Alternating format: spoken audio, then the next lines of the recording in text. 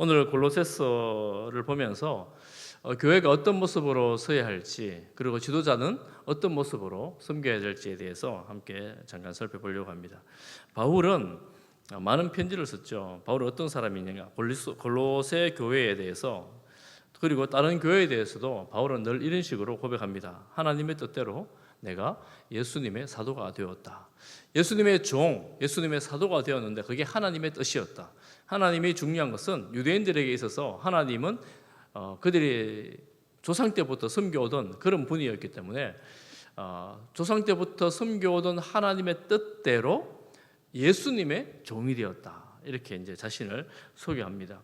그리고 골로새에 있는 교회에게 편지를 쓰고 있다. 이렇게 말하고 축복을 합니다. 하나님의 은혜와 평강이 있기를 이렇게 축복을 합니다. 여러분, 복음을 전하는 혹은 교회의 지도자들에게 있어서 중요한 한 가지 이제 자질이 있다면 그것은 교회에 대한 지극한 관심과 사랑입니다. 그리고 복음에 대한 열정이라고 말할 수 있겠지요. 그거는 기본적으로 생각한다면 교회에 대한 사랑입니다. 최근에 제가 기독신문을 보는데 기독신문에 의미 있는 설문조사가 나왔습니다. 그게 뭐냐면 목회자들, 소위 교회의 목사들이 기대하는 목사상과 성도들이 기대하는 그 목사상이 조금 다르더라는 거예요. 그 설문에 보면 목회자들은 어떤 목사가 되기를 바라는가에 대해서 1위가 뭐냐 하면 잘 가르치고 설교를 잘하는 목사가 1위입니다. 그러니까 하나님의 말씀을 잘 가르쳐야 한다는 겁니다. 그게 목사들에게 최고의 관심사였습니다. 그런데 성도들은 그 설문에 의하면 제일 관심사가 여러분은 무엇입니까? 어떤 목사를 여러분 원하십니까? 성도들은 1위가 뭐냐 하면 성도들에게 관심이 있고서 성도들을 사랑하는 목사라고 했습니다. 그리고 두 번째가 2위가 목회자의 성품, 인품 이런 것이었습니다. 그럼 목사들 입장에서는 어떻게든 하나님의 말씀을 가지고 잘 가르치고 싶은데 성도들의 기대는 오히려 우리 성도들에게 관심을 좀 더 가져달라라는 겁니다. 그래서 그 설문의 결론은 그런 겁니다. 이 성도들에게 더 많은 목양의 마음으로 해야 되지 않나 이런 내용들이 있습니다. 이런 설문들과 내년도 목회에 대한 이런 글들이 요즘 많이 나오고 있는데 그런 것들을 읽으면서 목회자에게 반드시 필요한 것이 있다면, 교회 지도자들에게 반드시 필요한 것이 있다면 이 복음에 대한 열정, 말씀에 대한 열정과 더불어서 성도에 대한 목양하는 마음, 그런 마음이라고 할 수가 있겠다 이런 생각이 들었는데 바울을 보면 꼭 그런 사람이었습니다. 바울을 보면 꼭 그런 사람이었고 또 그렇게 사역을 했습니다. 그런데 제가 제 스스로를 돌아보니까 정말 성도들에 대한 지극한 관심과 사랑을 가지고 또 인품, 성품이 준비되어 또 설교도 정말 탁월하게 잘하고 싶은 마음이, 저도 가르치는 걸 중요하다고 생각하는 사람이기 때문에 잘하고 싶은 마음이 너무너무 많은데 제가 제 자신을 돌아봐도 부족한 게 너무 많은 거예요. 인품도 부족하고 가르치는 것도 부족하고 부족한 게 너무 많은 거예요. 그래서 제가 지난 생각하면서 우리 교회 성도님들 참 감사하다 이런 생각을 했어요. 부족함이 이렇게 많은데도 잘 참아주고 또 함께 마음을 모아 동력하시니 참 감사하다 이런 생각을 했습니다. 그렇지만 제가 주변 여러 교회들을, 지금 현재 주변 여러 교회들을 돌아보면 그나마 우리 교회는 참 은혜로운 교회이기 때문에 참 감사하다라는 생각이 있고 또 힘든 교회들을 생각하면서도 안타까운 마음들이 있는데 교회는 어떤 공동체인가? 그 목회자가 앞에서 지도자가 인격적으로나 혹은 가르치는 일에 있어서나 탁월하고 온전한가? 그렇지 않습니다. 여러분이 기대하는 것처럼, 여러분이 바라는 것처럼 모든 면에서 온전하면 좋을 텐데, 완전하면 좋을 텐데 그렇지 않습니다. 그렇지 않고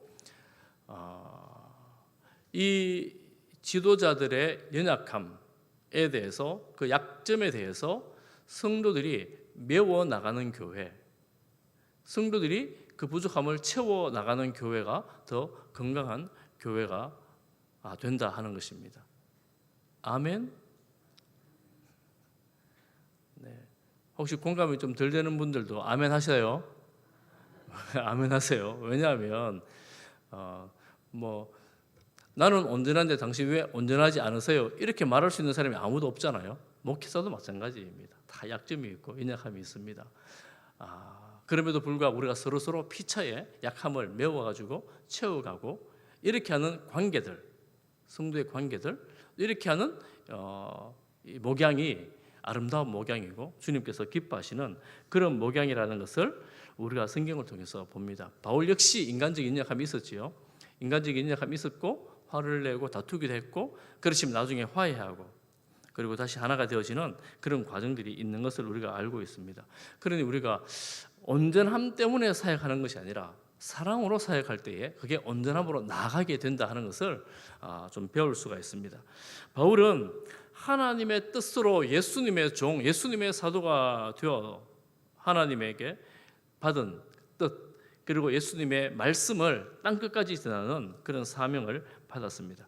그 사명을 어떻게 이루어 나가느냐 하면 우리가 아는 것처럼 그 당시 땅끝이라고 할 수 있는 곳까지 부지런히 다녔습니다. 부지런히 발로 밟았습니다. 배 타고 다니고 걸어 다니고 각종 방법을 통하여 부지런히 다녔습니다. 또 한 가지 방법이 뭐냐면 부지런히 편지를 쓰는 거였습니다. 바울은 편지를 정말 많이 썼어요. 또 바울은 부지런히 다녔지만 감옥에도 수도 없이 갇히잖아요. 그때마다 편지를 부지런히 썼습니다. 이 편지를 써서 이 편지가 오늘날까지 남아 이 성경이 되어 있습니다. 오늘도 이 편지는 이 골로새서는 골로새 교회에 보내는 편지였습니다.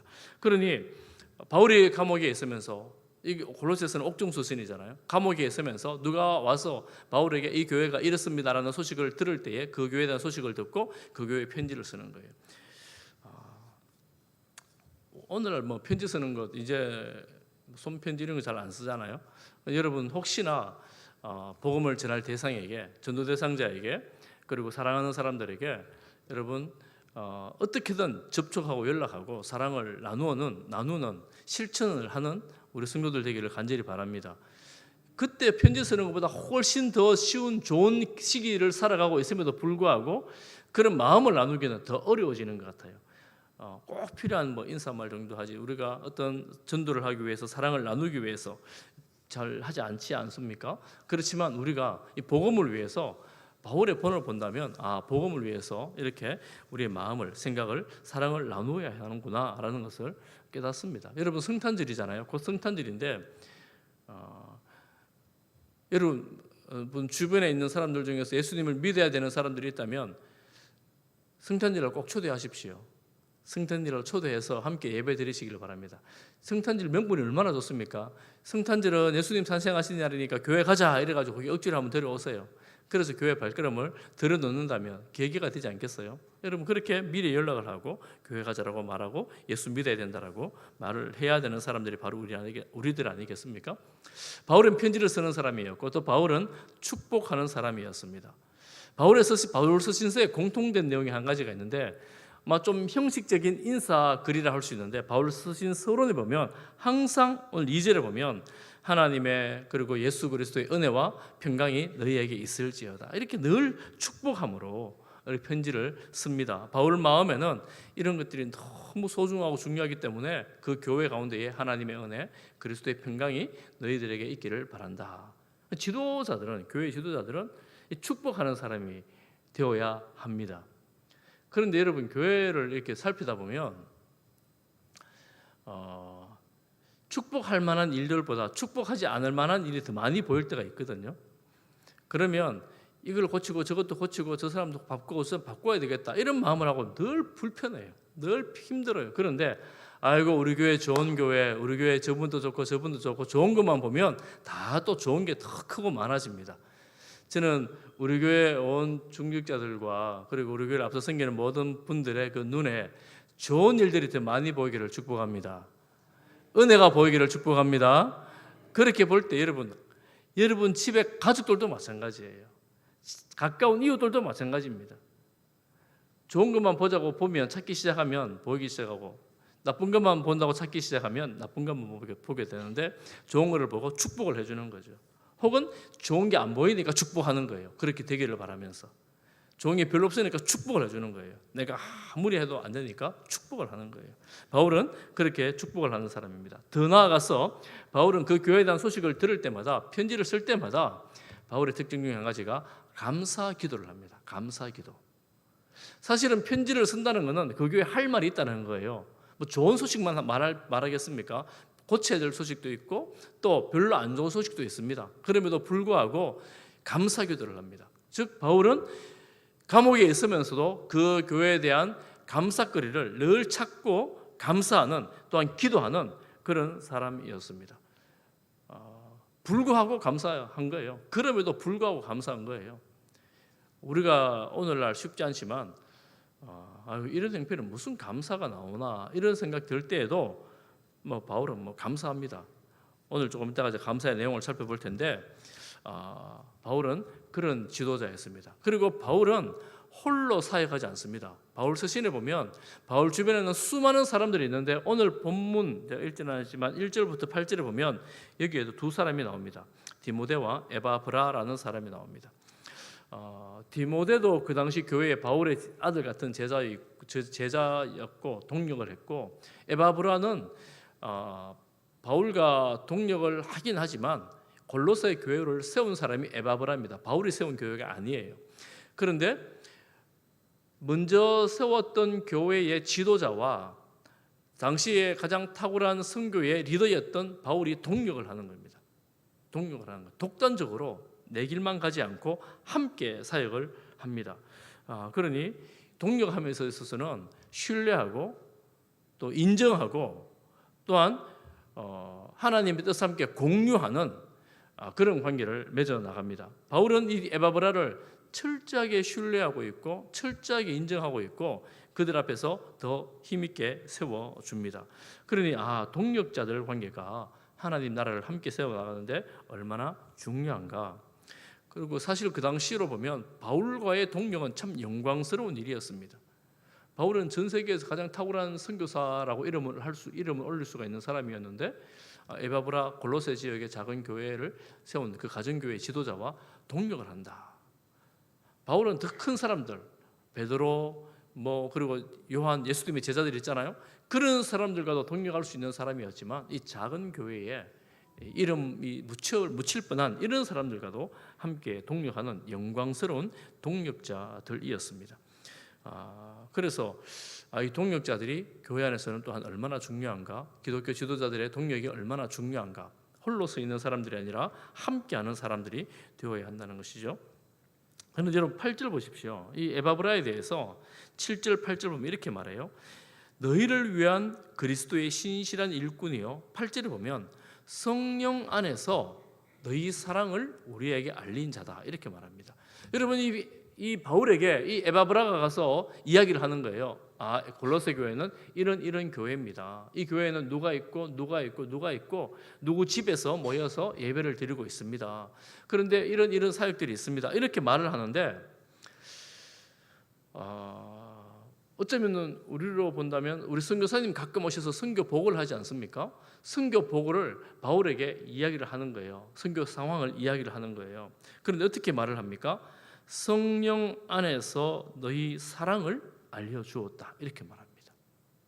이게 참 중요합니다. 뭐가 중요하냐면 이 성령 안에서 말할 수 있는 것, 성령 안에서 믿음의 교제를 나누는 것. 우리가 성령 안에 있다라고 말할 때에 우리가 해야 할 내용들과 말해야 할 내용들과 그렇지 않는 내용들이 분별이 되고 절제가 되고 또 더 해야 될 것들이 구분이 되는 거예요. 성령 안에 있지 않는 그런 교제는 사실은 굉장히 위험한 교제입니다. 왜냐하면 사단이 틈을 타요. 사단이 틈을 타면 어떻게 돼요? 이거 말을 한마디 잘못해갖고 온데 소문이 엉뚱한 소문이 나고 또 상처를 주고 상처를 받고 이런 일들이 비일비재한 오늘날 교회 현실들을 볼 때 성령 안에서 사랑을 나누는 그런 믿음의 교제가 이 에바브라와 바울 간의 관계에 있었다라는 겁니다. 근데 교회는 이런 교회가 건강한 교회가 되는 거예요. 교회가 완전하기 때문에 인품이나 성품이나 사역이나 내용 삶의 면에서 온전하기 때문에 완전한 것이 아닙니다. 주님의 기쁨이 되는 것이 아닙니다. 연약하고 부족하고 또 서로 아픔이 될 수도 있지만 서로를 위해서 성령 안에서 사랑의 교제를 나누어 갈 때에 교회가 건강한 교회로, 온전한 교회로 나아가는 것입니다. 그래서 우리가 무슨 말을 할 때 또 누구와 믿음의 교제를 나눌 때에 성령 안에서 행하게 하옵소서. 그럼 기도하면서 준비를 하고 기도하면서 말하는 것이 얼마나 중요한가. 성령 안에서 행하게 하옵소서. 저는 우리 교회가 이런 믿음의 교제, 성령 안에서의 교제가 풍성한 교회가 되기를 간절히 소망하며 축복합니다. 이렇게 성령 안에서의 교제를 통해서 서로 세워줍니다. 피차가 세워집니다. 이제 우리 교회는 이제 앞으로 내년도에 이제 소그룹을 할 예정입니다. 소그룹을 하려고 하는데 이 소그룹의 가장 중요한 요건 중에 한 가지가 바로 성령의 임재, 성령의 역사입니다. 우리끼리 모여 즐거운 모임이 아니라 성령 안에서 즐거워하고 성령 안에서 기뻐하고 성령 안에서 감사하는 그런 공동체 모임 바로 소그룹입니다. 작은 교회예요. 작은 교회요. 그러니 기도하지 않고 진행될 수가 없습니다. 하나님의 은혜가 아니면 바르게 세워질 수가 없습니다. 하나님의 은혜를 간절히 사모하면서 하나님의 은혜를 바라면서 기도로 우리가 소그룹을 세워가는 겁니다. 그래서 리더가 너무너무 중요하죠. 그래서 기도하는 사람들, 함께 말씀을 가지고 나눌 수 있는 사람들이 리더가 되어 함께 섬기는 것입니다. 이렇게 이 에바브라가 바울에게 전했던 골로새 교회는 어떤 교회였는가? 어떤 교회였는가 하면 4절 5절에 나오는데 바울이 이제 감사하면서 말하는 거예요. 기도해 보니까 골로새 교회가 이런 교회라는 소식을 듣고 감사하면서 하는 말인데 우리 4절 5절을 먼저 한번 같이 읽어보겠습니다. 4절 5절입니다. 시작. 이는 그리스도 예수 안에 너희의 믿음과 모든 성도에 대한 사랑을 들었으며 5절 너희를 위하여 하늘에 쌓아둔 소망으로 말미암음이니 곧 너희가 전에 복음 진리의 말씀을 들은 것이니라. 골로새 교회는 어떤 교회였는가 하면 바울이 이렇게 들었어요. 그리스도 예수 안에 있는 너희의 믿음을 들었습니다. 이 교회는 예수님 안에 있는 믿음이 있는 교회구나 라는 거예요. 여러분, 교회는 믿음 공동체입니다. 왜냐하면 교회는 성도들의 모임이에요. 제가 이거 굉장히 강조하잖아요. 세 가지 모임할 때도 되게 강조하고 또 제가 여러 번 많이 강조하는데 교회는 이 건물이 아닙니다. 이 건물은 예배당이고 교회는 예수 그리스도를 믿는 사람들, 저와 여러분이 교회입니다. 교회예요. 그런데 교회와 이거 뭐 건물 이렇게 잘 지을 필요가 있나? 우리 뭐 교육관 꼭 지어야 되나? 건물이 왜 필요하냐? 건물이 왜 필요하냐면 성도들이 더 나은 환경에서 예배 드릴 수 있기 위해서 이 공간을 만드는 거예요. 성도들이 편리하게 예배 드리기 위해서 엘리베이터를 만드는 겁니다. 다음 세대가 주일학교가 더 잘 교육을 받기 위해서 교육관을 만드는 거예요. 중요한 건 사람입니다. 성도들입니다. 어떤 사람들요? 성도들이 무엇입니까? 예수 그리스도를 구주와 주님으로 믿는 사람들, 이 교회입니다. 그래서 골로새 교회는 이미 골로새 교회라는 말 자체 안에 예수 그리스도를 믿는 사람들이라는 의미가 들어져 있습니다. 그러면 뭐 이렇게 모여 있으면 전부 다 교회 안에 예수 믿는 사람들이지 안 믿는 사람이 어디 있노 그럴 거 아닙니까? 그렇지요. 저는 여러분들이 예수 그리스도를 구주와 주님으로 믿는다고 생각을 합니다. 혹여라도 아직도 예수 그리스도를 내 주님으로 믿지 않는다면 여러분 꼭 믿으시기를 축복합니다. 이것보다 더 큰 복이 없어요. 가장 큰 복입니다. 또 믿지 않고 신앙생활 한다는 것은 사실은 이게 이 말이 안 되는 말이에요. 예수님을 믿지 않는데 기독교 신앙생활을 한다? 이게 말이 됩니까? 말이 안 되는 말이잖아요. 이렇게 예수 그리스도를 믿는 믿음 안에 들어올 때 교회가 되고 이 교회가 이 믿음이 자라나게 됩니다. 이 골로새 교회는 확실한 그 믿음이 있었다라는 거예요. 그 믿음이 있었다. 이 사람들은 예수님 믿는 사람이구나. 예수님 믿는 사람이라는 말의 다른 말은 그리스도인, 세상과는 다른 사람들이구나, 참 성도들이구나 하는 것이 이 에바브라와의 믿음의 기도를 통해서 알게 된 거예요. 그 교회는 바른 믿음이 있는 교회구나 하는 것이 알려졌다는 것입니다. 두 번째는 무엇이냐? 모든 성도에 대한 사랑을 들었으며, 여러분, 이 교회가 가지는 가장 큰 특징 중에 한 가지가 사랑입니다. 교회는 사랑 공동체입니다. 하나님으로 믿는 사람들, 예수 그리스도를 구주로 믿는 사람들은 하나님을 사랑하는 사람들의 삶에 반드시 나타나야 될 증거는 성도에 대한 사랑입니다. 하나님을 사랑하고 이웃을 사랑하는 것이 첫 번째 계명, 두 번째 계명입니다. 그러므로 우리가 예수 그리스도를 구주와 주님으로 믿는다라고 말할 때 이웃 사랑은 이게 내 선택이 아니에요. 선택이 아니라 필수 불가결하게 따라오는 삶의 양식이 되는 것입니다. 그런데 이 골로새 교회가 세워진 지가 얼마가 된지는 정확히 알 수 없지만 수십 년 된 교회는 아니잖아요. 당시 초대교회가 성도들을 향한 사랑이, 성도들 간의 사랑이 있는 그런 공동체였습니다. 하나님을 사랑할 뿐만 아니라 성도들 간에 깊은 사랑이 있는 그런 공동체였습니다. 믿음이 있고 사랑이 있고 또 한 가지 마지막에 있는 것이 5절 말씀에 보면 너희를 위하여 하늘에 쌓아둔 소망으로 말미암음이니, 그 교회는, 골로새 교회에는 소망이 있었습니다. 소망. 여러분, 그 당시 교회들은 다 핍박을 받았어요. 그 당시 교회들은 가난했습니다. 그 당시 교회는 참 힘들게 신앙생활을 했습니다. 박해중에 있는 교회들이었습니다. 그런데 이들에게는 소망이 있었습니다. 무슨 소망이요? 하늘에 쌓아둔 소망. 참 여러분, 이게 기가 막힌 말씀이에요. 왜냐하면 우리는 땅을 바라보는데 이 초대교회 성도들은 전부 다 어디를 봤냐면 하늘을 바라보고 살았어요. 하늘을. 이 땅만 바라보면 우리가 저도 그런 마음이 있음을 제가 부정하기 못하기 때문에 좀 그렇긴 하지만 더 좋은 집에 살고 더 좋은 차를 가지고 더 나은 환경에 살고 싶고 더 나은 환경에 이렇게 하고 싶은 마음들 다 있잖아요. 더 건강하고 안 아프고 다 이런 소망들이 있잖아요.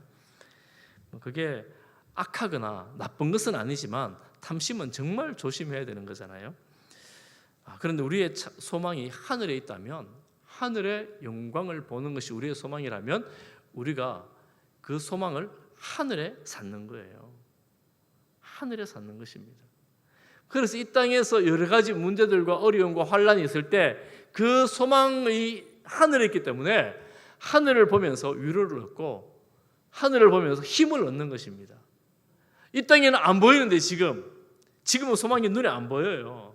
없는 것 같아요. 그런데 하늘을 바라보니 보이지 않는 소망을 가지고 이 땅에서 힘을 내서 살아갈 수 있는 것입니다. 낙심하지 않는 거예요. 좌절하지 않는 것입니다. 포기하지 않는 것입니다. 사랑하는 성도 여러분, 그런 소망 가지고 살아갈 수 있기를 간절히 바랍니다. 이거 오늘 너무나 중요한 거죠. 하늘에 쌓아둔 소망.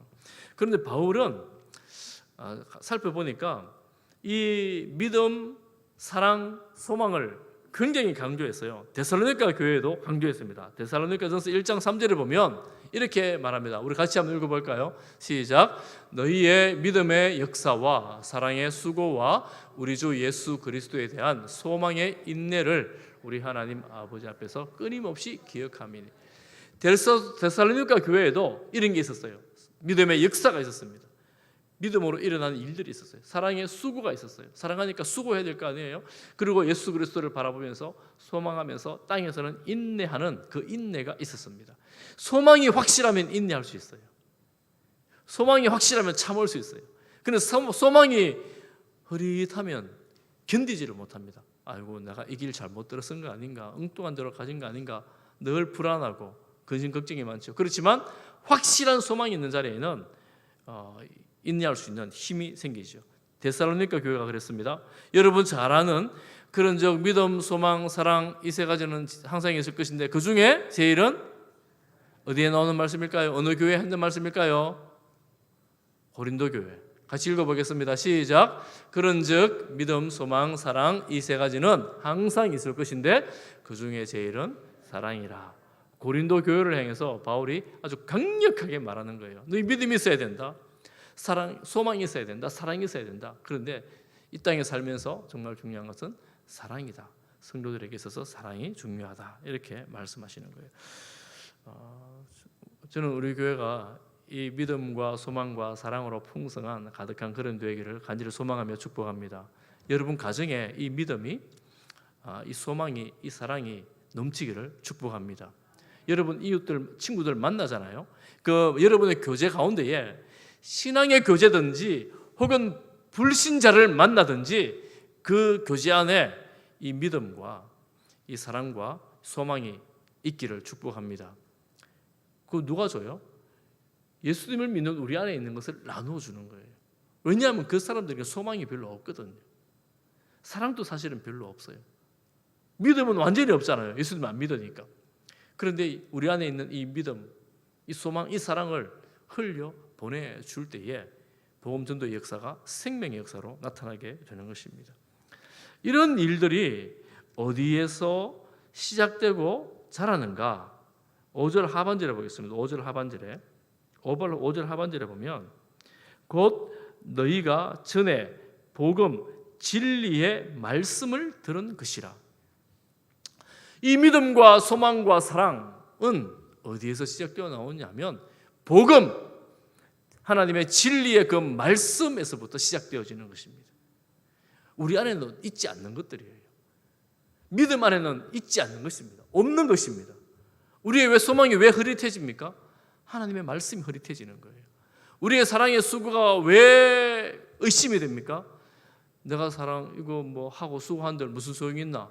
하나님 말씀에 대한 회의가 생기게 되는 것입니다. 믿음에 대해서 회의가 생길 때가 있습니다. 이 믿음이 바른 것인가? 왜 그렇습니까? 하나님 말씀에 대한 의심이 생기는 것입니다. 그러니 우리가 신앙생활하면서 이 말씀에 대한 확고한 기반이 약해질 때 모든 토대가 흔들립니다.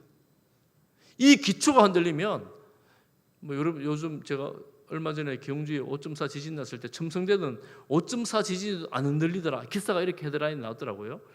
여러분 지진이 좀 더 흔들리면 안 무너질 게 어디 있겠어요. 일본에서는 7점대 지진이 나도 건물이 안 무너진대요. 지진이 워낙 많은 나라가 돼서. 여러분 세상에서 우리의 믿음을 흔드는 것들이 얼마나 많습니까? 환란이 있어요. 재난이 있어요. 전쟁이 있습니다. 이런 소식 들을 때마다 이 땅은 괜찮으려나? 어쩌려나? 이런 마음의 두려움과 걱정이 있습니다. 그때 우리가 흔들리지 않을 수 있는 유일한 방법은 주의 말씀에 대한 확고한 신뢰입니다. 말씀이 우리를 붙들고 있기 때문에 우리가 말씀 안에 거할 때에 흔들리지 않습니다. 견고하여 흔들리지 아니하고 주의 일에 더욱 힘쓰는 주의 백성으로 살아갈 수 있게 되는 것입니다. 주의 말씀을 우리 중심에 세워두는 거예요. 그래서 제가 오늘도 수요일에 제 예배당에 올라오면서 수요일 이 저녁에 한겨울은 아니지만 그리 춥지 않지만 성도들 너무 귀하다. 이 저녁에 집에서 다 텔레비전 보고 앉아있으면 따뜻한 데 있으면 얼마나 좋겠나 이런 생각이 들면서 오신 분들 너무 귀하다 이런 마음이 들었는데 또 한 가지 든 생각은 오는 게 복이다. 말씀을 기억하고 다시 말씀 한 번 더 듣고 우리의 소망이 어디 있나 생각하고 우리의 믿음의 토대가 무엇인가를 한 번 더 생각하고 하나님을 바라볼 수 있다면 여러분 그게 복 아니겠습니까? 텔레비전 생긴다고 믿음이 더 생기는 거 아니잖아요. 텔레비전 본다고 믿음이 더 생기는 건 아니잖아요. 그렇다고 텔레비전 보지 말라는 말씀은 아니에요. 텔레비전 보셔도 괜찮아요. 그렇지만 우리 삶에 주의 말씀이 우리 마음에 새겨지고 우리 심령에 새겨져서 여러분 이 믿음, 소망, 사랑이 확실한 우리 삶 가운데 나타날 수 있기를 간절히 바랍니다. 이렇게 하다 보니까 6절 하반절에 보니까 이렇게 말씀합니다. 이 복음을 들은 너희가 하나님의 은혜를 깨닫고 나서 그때부터 너희 중에서 온 천하에서도 열매를 맺어 자라가는도다. 자라는 거예요. 여러분 믿음은 자랍니다. 신앙은 자랍니다. 성숙합니다. 공동체가 자랍니다. 복음의 역사가 머물러 있지 않습니다. 왜냐하면 생명이 있기 때문에 이 복음의 역사는 자라게 되어져 있습니다. 열매를 맺게 되어져 있습니다. 그런데 이런 말씀을 볼 때마다 저에게 드는 한 가지 뭐 염려는 아니지만 회의가 있어요. 그게 뭐냐면 인구 감소 시대에 종교 인구가 근본적으로 줄어드는 시대에 지금 이 시대예요. 우리 기독교뿐만 아니라 모든 종교에서 종교 인구가 줄어들겠어요. 요즘 사역자 구하기가 굉장히 힘듭니다. 그런데 우리 보니까 기독교뿐만 아니라 불교에도 산에 있는 절을 이제 비워둬야 될 판이 됐대요. 조그만 절들은 아무도 승리를 하러 산으로 안 간대요. 이제 성당도 그렇대요. 성당도 이제 젊은 사람들이 고생하면서 그래서 살고 싶지 않대요. 이제 뭐 그런 시대가 됐대요. 그런데도 그런데 뭐 우리가 이 시대에 역으로 가기가 쉽지 않을 거 아니에요. 이런 시대에도 열매를 맺어 자라갈까? 여러분 어떻습니까? 이렇게 시대가 다 줄어들고 작아지고 애들도 안 낳는 시대에 어떻게 열매를 맺고 자라갈까요? 어떻게 그런 일이 일어날 수 있을까요? 숫자는 모르겠어요. 사람이 태어나지 않으니까 숫자는 뭐 더 자라나가기가 쉽지 않을 거라고 생각합니다만, 그렇지만 하나님의 성령의 역사는 사모하는 자들에게 하나님의 강력한 은혜가 임하여 구원의 역사, 생명의 역사는 여전히 일어날 것을 믿습니다. 이거는 사실은 제가 하는 것도 아니고 우리가 할 수 있는 것도 아니에요. 하나님께서 놀랍도록 역사하실 때에 하나님의 강권적인 은혜가, 성령의 역사가, 구원의 역사가, 생명의 역사가 나는 못 믿겠는데, 나는 안 가고 싶은데 그런 사람들의 심령에 내가 교회를 가야 되는구나, 내가 하나님을 믿어야 되는구나, 이런 마음의 감동으로 교회를 찾게 되고 주님 앞으로 나오게 됩니다. 그런 사람들을 위해서 우리가 전도를 하는 거예요. 어디로 가야 될지, 어떻게 가야 될지를 모르기 때문에 주변에 예수님을 믿어야 된다고 말하고 이리 오라라고 말하는 것입니다. 그런 마음을 주신 분이 하나님이시고, 혹 그런 마음이 아직 들지 않는다 할지라도 주 앞에 나와 예배 드릴 때에, 또한 찬양하면서 기도할 때에 우리의 심령에 하나님의 감동으로, 성령의 역사로 거듭남이 일어납니다. 할렐루야. 그래서 이 생명 구원의 역사, 자라게 하는 역사는 우리가 힘을 다해 수고해야 되지만, 저도 역시도 교회를 위해서, 복음을 위해서 힘을 다해 수고하고 애써야 하지만, 결과는 제가 내는 것이 아니라, 우리가 내는 것이 아니라 하나님의 은혜로 주어지는 것입니다. 그래서 우리가 뭘 해야 돼요? 주여 불쌍히 여겨 주옵소서, 우리 가운데에 은혜를 부어 주옵소서, 기도를 하는 거예요. 하나님의 은혜가 아니면 소망이 없기 때문에. 저는 우리 교회가, 우리 사랑하는 성도님들이 이 믿음 안에 살아갈 수 있기를 간절히 소망하며 축복합니다. 우리 오랫동안 교회 다니셨지 않습니까? 우리 그런 분들 많잖아요. 오랫동안 신앙생활 하면서 우리의 마음이 주님 너무 좋고, 주님을 기억하면 마음에 감동이 있고, 주님을 향한 사랑의 찬양을 부를 때에 마음이 따뜻해지고 눈물이 나고, 늘 그렇진 않아도 주님 십자가 기억할 때, 또 이 시대를 돌아볼 때 안타까움의 눈물과 또 은혜를 사모하는 마음의 감동이 일어나고, 또 기도할 때도 우리의 마음이 좀 뜨거워지는 그런 성령의 역사가 있기를 간절히 소망합니다. 여러분 그렇게 될 때에 내가 지금 주님과 동행하는 성도이구나 하는 그런 좀 확인이 되잖아요, 스스로에게. 그런데 기도회 자리에 나와서 기도하자 그러고, 또 예배되면 찬송하자 그러고, 찬송도 앉아있긴 하지만 별로 부르는지 안 부르는지, 기도하자는데 기도하는지 안 하는지 눈뜨 삼켜 보고, 누구는 기도하는 늘 확인하고, 확인 안 해도 괜찮아요. 내 기도하면 괜찮아요. 꼭 확인하는 분들이 있어요. 저도 가끔 확인하거든요. 기도하다가 하나 안 하나. 저하고 눈 마주치면 정말 애매하잖아요, 기도할 때. 그러면 확인 굳이 안 하셔도 괜찮아요. 남들이 하는 거 안 하는 거 열심히 그죠, 간절함으로 기도하고, 그때 주님의 위로와 주님의 은혜가 우리 심령에 있어지고, 사모함으로 주님 바라는 그 마음들이, 그 사모함이, 그 열정이 우리 마음에 있어지기를 진심으로 축복하며 바랍니다. 이런 은혜가 우리 가운데 있을 때 하나님 우리를 불쌍히 여기시고 또 은혜를 베풀어 주실 것을 또한 믿습니다. 그래서 우리가 내년도에 올 한해에 지난해부터 리모델링을 하고 또 우리 교육관을 건축을 지금 다 해가는 이런 시점에 더 우리가 추구해야 될 것은 뭐냐라고 묻는다면 저는 우리가 주님을 더 많이 사랑하는 것이라고 대답할 것 같아요. 우리가 이렇게 좋은 환경에서 예배를 드릴 수 있으니까 우리 너무 좋습니다. 주님 좋습니다. 주님을 더 사랑하는 것, 그리고 우리가 예수님 내가 너무 좋습니다라고 밖에 나가서 증인되는 것, 전하는 것. 이게 이제 저절로 되는 건 아니고 하나님의 성령께서 우리 마음을 감동하실 때에 하나님의 성령의 은혜가 우리를 그렇게 만들어 가실 것을 저는 믿습니다.